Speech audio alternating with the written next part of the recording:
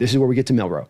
And my eyes went to him a lot throughout the 3 days and really, really were trying to lock into him and really try to get a full good feel on, what I'm going to see. It was fun too, being able to watch him and talk it a little bit with Bryce Coots, who is a former quarterback. He was going through a little bit of the mechanical stuff that Milroe needed to get through. And the mechanical stuff has not been cleaned up in full. That is, as we thought, a little bit completely overstated. It's improving.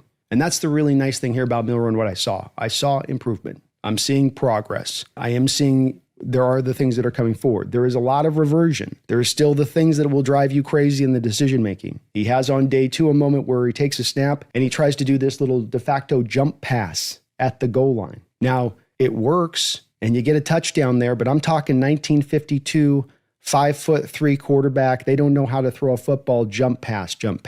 And all 4 of us on the berm, it just in unison cringed when we saw it, let's put that one away, Jalen. Let's not do that. Let's not leave our feet. Cleats in the ground, buddy. Cleats in the ground. Comes back a little bit later in practice there. Again, tries the jump pass. The ball sails on it over the top. Jamie Sharif playing the off-ball linebacker role there, is able to pick the ball off and return it for a pick 6. So with Milroe, the decision-making there, a little bit, okay, buddy. A little uncertain at times. Really great with the ball action stuff. He's going to be the best quarterback on this roster by far. With being a bit of a magician and how he hides that ball in the read option game, it will make him all that much more deadly when you want to use him on those kitschy packages out of RPO. And you're sort of simplifying the game down. He's coming out for one of those rare snaps to just kind of come out and use his athleticism. The speed is legit. He's going to have that extra gear that other guys do not have on the football field. He's always going to be able to revert down to running the ball if he can't see it clearly. And I think in a lot of ways that you can help him out if you got to throw him on the field a little bit for some of those inserted plays, where you go, okay, you got to read 1, 2. If they're not there, you're running. If you've got no opportunity to run, you're already outside the pocket, just throw it away. That's all you're doing, buddy. We're not going to expand out of that here in your first year. We're going to keep you in those kind of simplified reads. And felt like there was a little bit of that to him. He dropped back. If he didn't see it clearly, just had him go and use those legs and go. Don't be scared to do it. Let's go. It was not completely bad on the throws, and he did improve even over the 3 days as far as performance-wise, where I'd say, the roughest day was probably day 1, and 2 got a little bit better. And then by the scrimmage game, you're going, oh, okay, here we go. And I will say that you see with him also the arm strength and the ability to make those wow kind of throws where he's going to get a little bit of extra velocity on it that other quarterbacks wouldn't. The throwing motion between Sam Darnold and Locke and Jalen's got technically the fastest throwing motion. Drew Lock's got the smoothest throwing motion, but Jalen's got the eventual upside quickest motion with it just going right to his ear out and being able to come out with velocity. A lot of reasons those guys wind up and have to do that is to create the extra torque there to get a little bit more velocity on your ball. And Jalen doesn't have to do that, and it shows where he can flip his wrist and get that thing down the field far. It's going to be on a line. He's not a layer thrower. Another place we've got to see a little bit more improvement from him as we go with time is that not everything needs to come at that fastball trajectory. It's kind of the Colin Kaepernick style of throwing your deep balls where everything's coming in on missile status.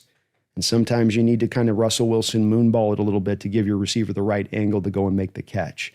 A little bit there. The wild throws were really cool, though. Him and Tyron Bowden have a really cool chemistry going on there. I mean, he's practically going to, bare minimum, put Bowden on the practice squad at this point. They hit a big play in practice on the day before the scrimmage on Friday, and then on Saturday, another big play down the field to Tyron Bowden as well with Milroe. Those guys have a really nice chemistry between the two of them, and some really nice passes that he hit there to Bowden, where it wasn't just easy throws for Milroe. He had to put it into a relatively, not tiny window, but a smaller window, especially deep down the field. And on the Friday, he hit a nice throw right up the middle of the field as well, where again, the ball just gets right on the receivers really quick, and you can feel the velocity coming out as it does. It's just the ball placement's still a little bit all over the place.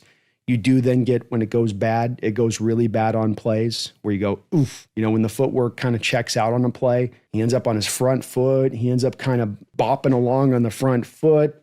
There's the complete rhythm of the play is thrown off for him. He just kind of haphazardly will just kind of dish the ball out and it'll end up in the dirt. And so there is that there too. To me, walking away from the Milroe experience on this one to me was confirming a little bit of what I had suspected all the way around on the guy right now from my perspective of it. There's multiple interceptions from him over a couple of those days. Multiple interceptions. Not just the jump pass, but a couple of others. Couple of near picks interceptions where it should have been picked. He was doing 7-on-7, which is really a quarterback friendly drill. You got no defensive lineman, no pass rush. It should be kind of hard to throw an interception in those moments, and he threw what should have been picked off. But the good is there too. And the improvement from where he was, coming even out of college last year is certainly there are some steps you can see taking flight forward. Now, they haven't come, light years ahead, but they are coming forward. And you can see where the long-term, long-range plan of this can be for this kid when all of this stuff does refined, when the mechanical meets the processing and all of that stuff can take the step forward and go. But it's not there right now. We got to be patient with this kid on that development. It's going to get there, but I think we just got to let this thing, settle in just a little bit, and we'll get a bit of a better idea about where he'll be, I think, a little bit further down the line. Still can get some effectiveness out of him even right now with the read option game, with running some of those plays here and there. It's just that he's not ready to be the starter right now. It's not Russell Wilson 2.0. Not on the same position, but he did look good. So don't let me push that away.